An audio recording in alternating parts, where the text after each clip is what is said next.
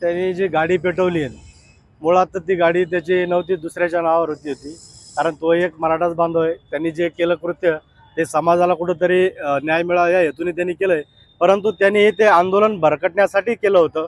ज्यावेळेस जरांगे पाटलाचं आंदोलन हे सराटी अंतरवाली या ठिकाणी चालू होतं, ते चालू असतानाच मंगेश साबळेंनी गाडी तिकडे पेटवली.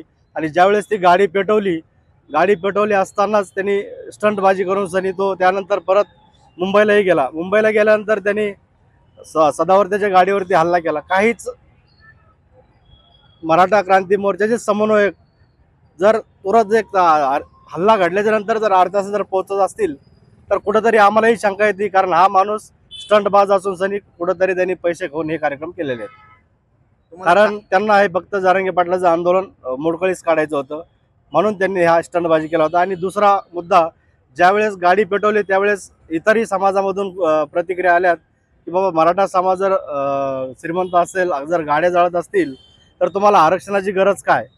परंतु त्यावेळेस समाजावरती लोकांनी टीका केल्यात, कारण हे आंदोलन फक्त असे स्टंटबाज करून सनी जमणार नाही.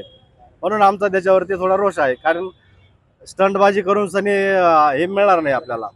कुठंतरी आंदोलनाच्या पाठीमागं आपण ठाम भूमिका घेऊन त्यांनी राहायला पाहिजे होतं. येणाऱ्या काळामध्ये जरांगे पाटलांनी ज्या आता सांगितलेलंच आहेत, लोकसभा ही आपल्याला कुठला उमेदवार द्यायचा नाही.